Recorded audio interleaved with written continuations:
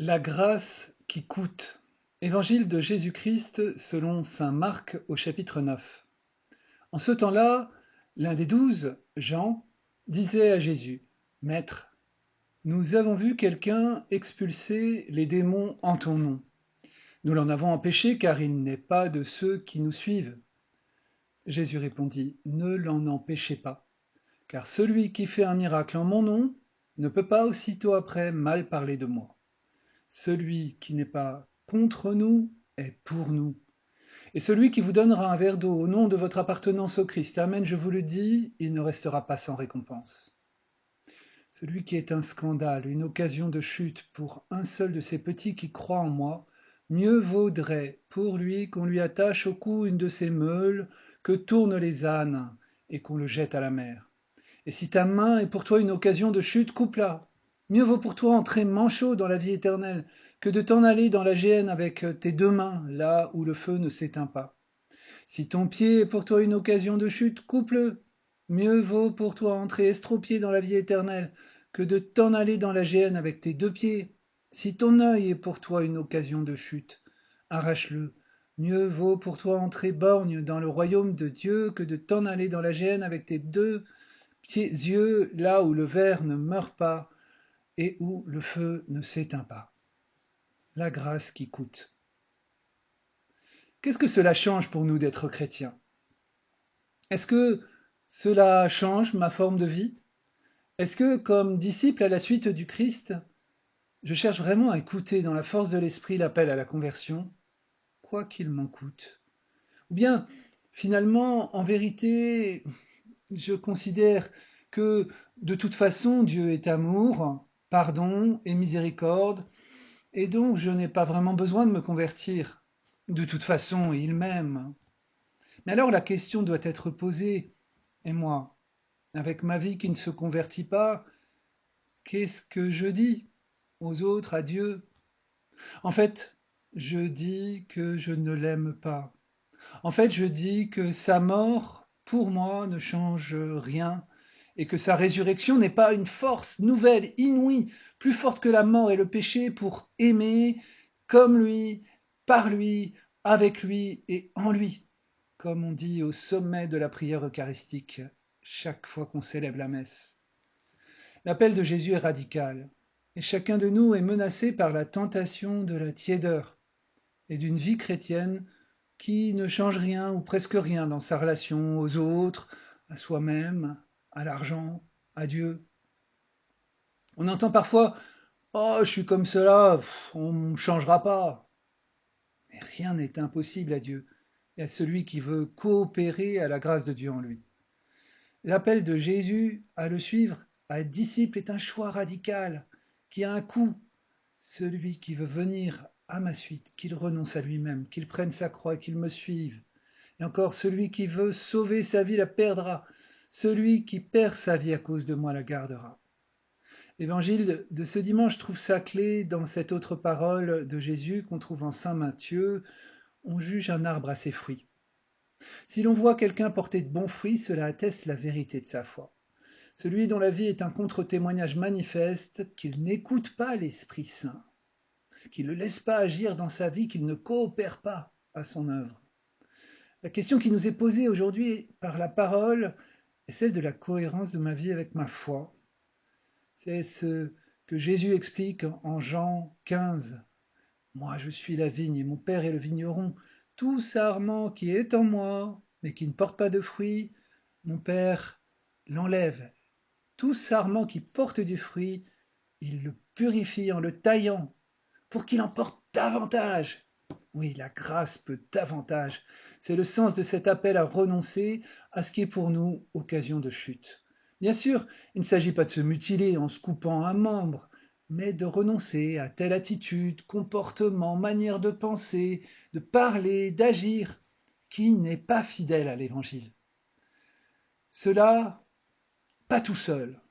Sans moi, vous ne pouvez rien faire. Mais en nous ouvrant à la force de l'Esprit Saint, l'Esprit de Jésus, en collaborant activement à la grâce par des petits pas, en renonçant à laisser les choses en l'état. Même si nous sommes retombés une multitude de fois sur telle ou telle faute, sur tel ou tel péché, il nous faut reprendre le chemin de la conversion avec l'aide de l'Esprit Saint donné dans la prière, le sacrement du pardon, l'Eucharistie. Oui, la grâce peut davantage. Sur la route de mes études en théologie, j'ai eu la chance de rencontrer l'œuvre du pasteur luthérien allemand Dietrich Bonhoeffer. Cet homme est né en 1906, il voit la montée du nazisme en Allemagne et constate avec horreur que la majorité des chrétiens ne réagit pas, ne résiste pas à cette idéologie et d'une certaine façon approuve le nazisme. Avec d'autres chrétiens, Bonhoeffer fonde alors l'Église confessante, avec des chrétiens qui résistent au nazisme au nom de leur foi. Hitler le fera tuer au camp de concentration de Flossenbürg le 9 avril 1945. C'est dans ses premières années de résistance qu'il écrit ce texte que je vous propose maintenant par extrait et qui nous interpelle. D'une certaine façon, nous sommes menacés par la tentation de vivre notre suite du Christ au rabais, dans une grâce à bon marché où la vie chrétienne ne change pas grand-chose dans notre mode de vie et dans mes engagements. Écoutons. La grâce à bon marché est l'ennemi mortel de notre Église. Actuellement, dans notre combat, il en va de la grâce qui coûte.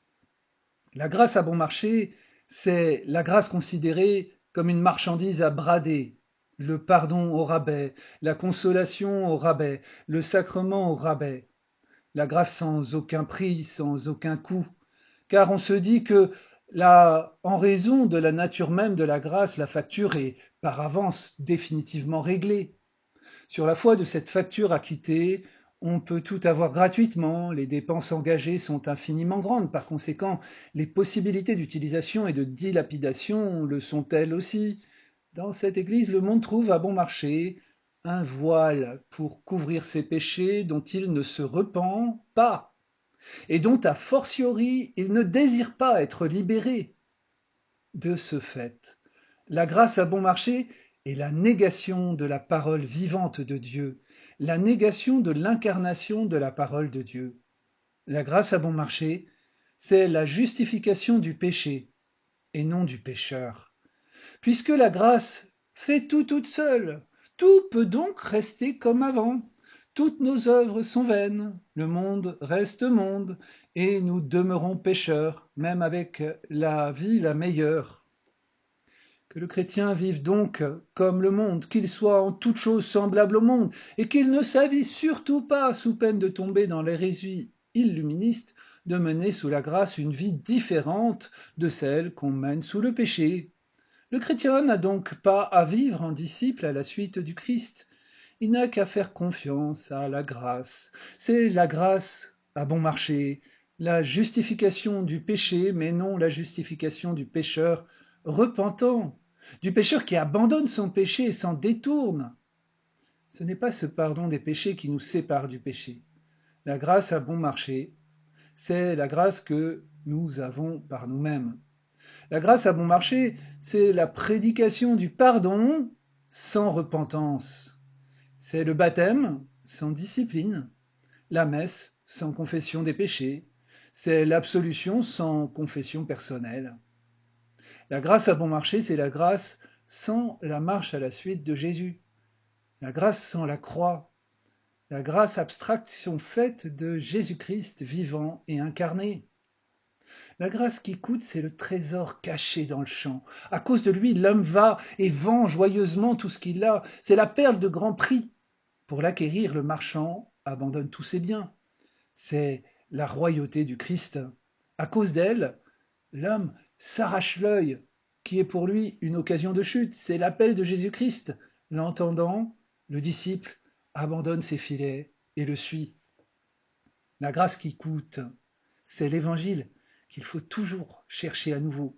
C'est le don pour lequel il faut prier. C'est la porte à laquelle il faut frapper. Elle coûte parce qu'elle appelle à devenir disciple à la suite de Jésus. Elle est grâce parce qu'elle appelle à suivre Jésus-Christ.